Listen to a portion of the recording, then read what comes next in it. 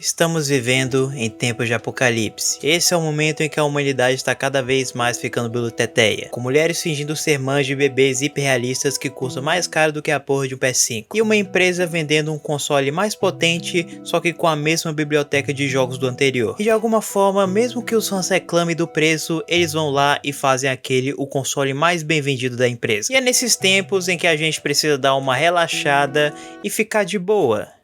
Só que esse vídeo é mais pra te deixar biruta do que relaxado mesmo. Esse é um vídeo mais ou menos feito às pressas, porque eu tô cheio de projeto aqui no canal pra fazer. Recentemente, por exemplo, eu já comecei a escrever o roteiro do vídeo de Higurashi, que sério, vai ficar bom pra cacete. Espero que vocês gostem dele quando estiver pronto daqui a uns meses. E também eu tô jogando joguinhos esquisitos que vocês me indicaram recentemente. Tipo, muito esquisitos. E olhando pra trás, faz muito tempo que a gente não teve um vídeo sobre mangás, até porque eu particularmente não estou lendo muito porque a faculdade tá realmente testando os limites psicológicos da minha sanidade. Por isso esse vídeo vai ser algo mais leve e prazeroso, algo que você pode assistir enquanto tá fazendo outra atividade ou quem sabe antes de dormir. Pois hoje eu quero falar de alguns mangás que eu li e que seriam de ótima escolha para vocês lerem na madrugada, ou em qualquer parte do teu dia também. E a maioria da lista vai ser de obras que eu ainda não falei no canal ou que ainda vou falar, então fica aí o spoiler para outros vídeos no futuro, beleza? Muitas das escolhas aqui vêm dos meus gostos pessoais, que em si já são bem esquisitos, mas eu tenho certeza que alguns deles vão te deixar interessados ou te deixar desconfortável de alguma forma. Por isso, para começar com chave de ouro, eu acho que a gente deveria falar daquela famosa obra. Só de ver esse painel você sabe muito bem o tipo de experiência desgraçada que o japonês que fez isso vai te proporcionar. Metamorfoses, também conhecido como Emergence, também conhecido como 177013, que é o código dele naquele site. Não é um mangá muito comum, isso porque ele é uma obra que contém atos libidinosos. Não é à toa que você só acha ele em sites meio suspeitos. Além disso, ele é responsável por uma cacetada de memes na internet, um mais engraçado e sequelado que o outro.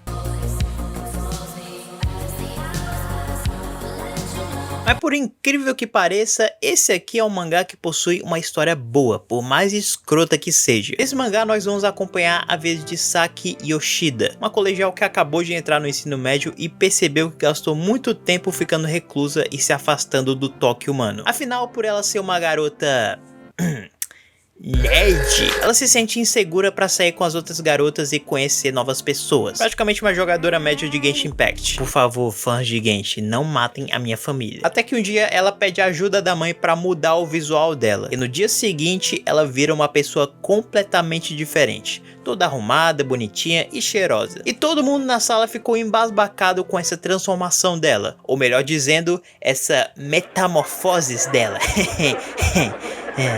Alguém me mata. Daí quando tudo tava indo bem, ela conhece um cara mó gente boa que leva ela pro encontro em um karaokê. E lá as coisas começam a se esquentar. Só que aí ele oferece pra ela um comprimido meio suspeito, sabe? E depois do tchaca-tchaca labuchaca violento que os dois têm nessa sala, a Yoshida começa a descer cada vez mais no fundo do poço, fazendo uma decisão ruim após a outra, se viciando cada vez mais no comprimido, saindo com cara mais velhos em troca de dinheiro. E também quando isso é espalhado na escola, todos os garotos chantageiam ela pra fazer coisas. E tudo realmente piora quando o seu próprio pai começa a estudar ela. E ao invés de contar pra mãe, ela continua nesse ciclo vicioso de autodestruição. Em um ponto em que no colégio todas as garotas começam a fazer bullying com ela, rabiscando a sua mesa cheia de xingamentos. E o cúmulo acontece quando em casa a mãe dela descobre sobre ela e seu pai. Mas o filho da puta se faz de sonso dizendo que na verdade foi a filha que seduziu ele. E após isso, a Yuki passa a morar com aquele cara que tava saindo. E ele faz os vícios dela se tornarem ainda piores com o passar do tempo. E eu vou parar por aqui porque vocês precisam ler esse mangá do início ao fim, juro. Apesar de muita gente só se lembrar dessa obra por causa dos memes e do fato disso aqui ser um mangá de gente boa, isso aqui é realmente uma obra boa, cara. Tipo, sem brincadeira, tá ligado? A jornada da Saki com as drogas e o sexo é realmente bem escrita. E o conteúdo chocante não é só pra você ficar traumatizado, mas sim refletir sobre o impacto que essas substâncias têm na sua vida. E tem muito vídeo no YouTube dissecando essa obra, mostrando que é um mangá que bate uns temas filosóficos muito interessantes. E não é à toa que parece um mangá realístico, até porque o autor, o Shindou, que é um dos poucos autores de mangá de gente boa que faz sucesso internacionalmente, já falou em uma entrevista que ele baseou a obra em experiências que ele ouviu quando se mudou do Japão para os Estados Unidos e ouviu histórias sobre pessoas que tiveram uma trajetória parecida com a Yuki. E pra você ter ideia, o mangá se tornou tão popular na internet que existe uma versão dele mostrando o Josuke de Jojo voltando no tempo com seu stand e alterando o final trágico do mangá. Não vou mentir, isso aqui é bem genial. Pra você ter ideia o quanto esse mangá é doentio, lá pro final da obra tem uma cena que envolve uma garrafa PET e uma grávida.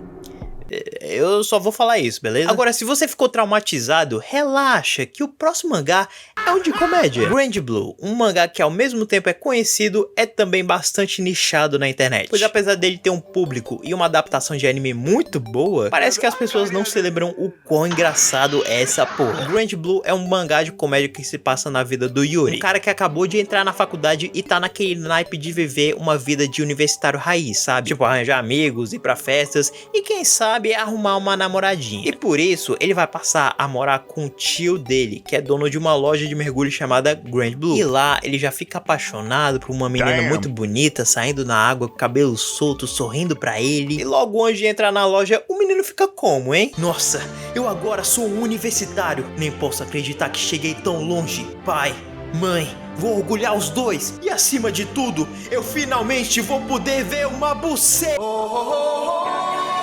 Depois de ver uma cacetada de homem bombado completamente despido, o menino Yuri foge de desespero. Até que dois bombados começam a perseguir o menino com um bingolim de fora e com uma cara de quem vai fazer umas coisas bem suspeitas com o coitado. Aqueles são o Shinji e o Ryujiro.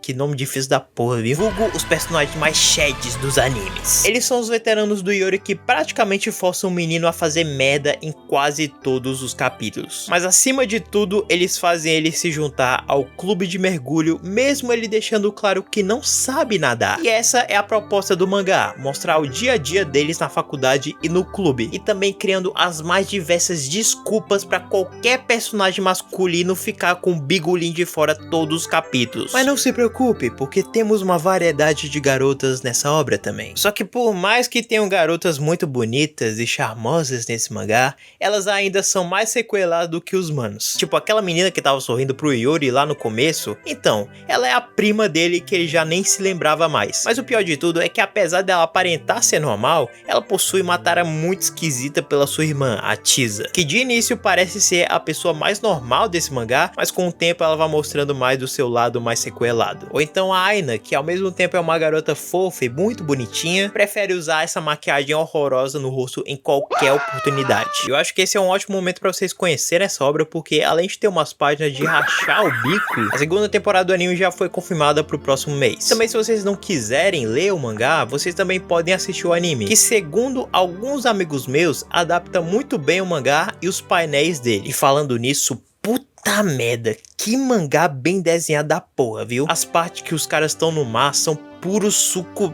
do cinema, velho. Pô, cinema. Mas sério, é um excelente mangá pra você ler de madrugada. Principalmente pra você que também é universitário ou você que gosta de acordar a tua família de tanto dar risada alta à noite. Isso aconteceu comigo. Agora, seguindo para um caminho diferente, esse mangá não é só uma excelente indicação, mas também segue sendo como uma das minhas obras favoritas de todos os tempos. Juro, eu já li ele 3 vezes em diferentes momentos da minha vida e é incrível o quanto eu consigo ter diferentes interpretações a cada vez que eu leio. E o nome do mangá é Akunohana, que é um mangá que eu já falei 2 vezes no canal, no vídeo de Happiness e no vídeo de Blood on the Tracks, pois ele é do mesmo autor dessas obras, o Shuzoshimi. E futuramente eu planejo fazer um vídeo sobre a história dele, mas para passar por cima, ele conta a história desse estudante de uma pequena cidadezinha do interior, onde ele vive uma vida normal na escola. Ele tem uma paixão incessante por livros meio cults e acima de tudo, ele gosta da garota mais bonita e popular da sua sala. Quem diria, né? Só que tudo isso muda quando ele vê a mochila com as roupas de ginástica da mina e pensa, o que aconteceria se eu cheirasse isso aqui, hein?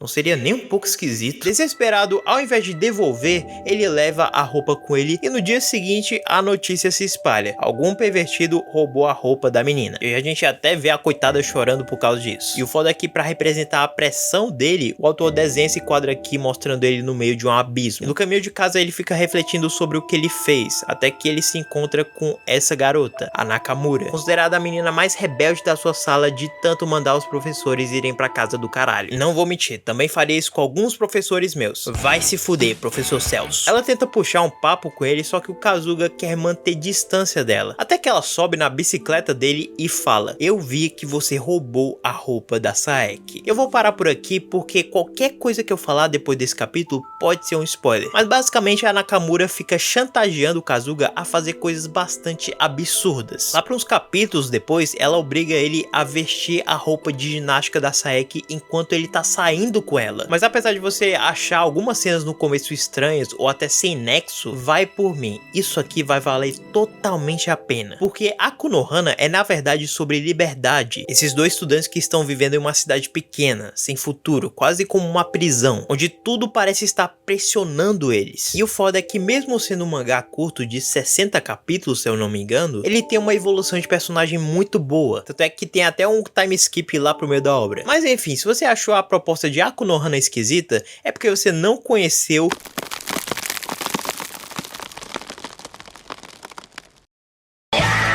cara, sério, o que tem de esquisito nesse mangá não tá escrito. Primeiramente, é do mesmo criador Gigantes, o Hiroya Oku. O que significa que vai ter várias bizarrices, muito sangue e muita mulher gostosa e pelada. Só que dessa vez, é uma mulher gostosa e pelada gigante. Basicamente a história gira em torno do Rei Yokoyamada, moleque do colegial que tem o sonho de se tornar diretor de cinema, o próximo Martin Scorsese, tá ligado? E ele é um cara mó cinéfilo, tem um painel inteiro do mangá só dele falando o nome de diretores como Edgar Wright, Damien Chazelle e vários filmes cults. Mas fora isso, o Rei é apaixonado por uma garota. Aí vocês pensam, uma garota da escola? Não, meu amigo, uma atriz de filmes adultos chamada Papiko, cujos filmes ele assiste constantemente em casa como qualquer outro adolescente. E foi quando um dia, voltando para casa, ele viu uma rua cheia de cartazes dizendo que a atriz morava naquela rua e que se você se encontrar com ela, poderia pedir para ela fazer carinho em você, se é que vocês me entendem. E ele tentou ignorar isso, mas o menino tem uma paixão incontrolável. Em uma noite, ele simplesmente sai de casa e destrói todos aqueles papéis porque sentiu que aquilo ia magoar a sua atriz favorita. E foi nesse momento que atrás dele apareceu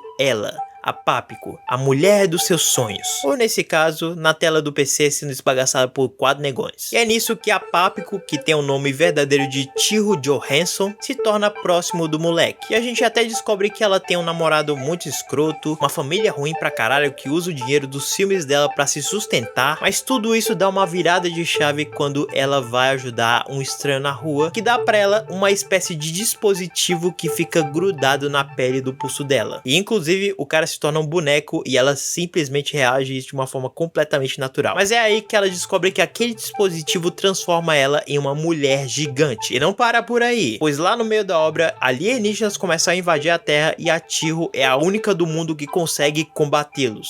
Completamente pelado. E dando um pequeno spoilerzinho, sim, a Chihiro e o Rei vão construindo uma relação ao longo dos capítulos. E antes de você falar que isso é problemático, porque ele é um garoto e ela é uma mulher adulta, saiba que a própria história sabe que isso é errado. Isso porque quando a Chihiro se torna uma heroína no mundo todo, ela é meio que cancelada porque vazaram dela estar com aquele moleque. E por mais que no nosso país seja completamente normal tu ver um funkeiro de 20 anos pedir uma menina de 12, isso aqui foi bem escroto, viu? No Japão, isso é uma coisa que é realmente levada a sério e tem gente que se fode, mesmo se for um ano mais velho que a idade mínima. Isso também já mostra o quanto a mídia é muito escrota, porque apesar dela ter salvado a humanidade, a Chihiro foi completamente apedrejada na internet. Mas pra mim, o que mais brilha nessa obra são as bizarrices que somente esse japonês maconhado consegue fazer. Porque são umas coisas tão absurdas que acontecem nessa obra que a gente fica se perguntando como alguém pensou nisso. Pra você ter uma ideia, quando a Chihiro revela pro seu produtor que ela consegue ficar gigante, ao invés de, sei lá, ficar assustado ou até mesmo chamar a Área 51 pra resolver isso, o cara tem simplesmente a ideia de fazer um filme com ela naquele estado. A tela tá toda borrada aí, mas digamos que tem 2 caras fazendo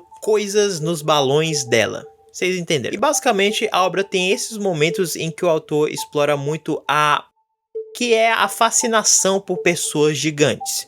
E por favor, não pesquisem isso no Google. E por mais que isso possa parecer esquisito, é algo que funciona na obra justamente porque a Chiho é uma celebridade de filmes de gente boa. Mas a trama em si evolui bastante quando começa a finalmente aparecer os aliens na obra. Eu já li Gigant já faz 5 anos, mas pelo que eu me lembro, tem uma raça alienígena que tá querendo acabar com a humanidade e tem pessoas do futuro que conseguem se tornar gigantes através de uma tecnologia avançada e meu Deus do céu, que mangá viajado da porra. Vale bastante a leitura de madrugada, principalmente porque o tom do mangá vai te deixar imaginando se você realmente tá vendo tudo aquilo ou se é a maconha do Hiroyo que tá fazendo efeito em ti. Enfim, desculpa se a minha voz ficou esquisita, eu tive uma inflamação aqui na garganta, mas o vídeo vai ficando por aqui. Se inscreve no canal, clica aí no gostei e deixa teu comentário maroto indicando outras coisas pra eu trazer aqui no canal. E também lembrem-se de uma coisa muito importante.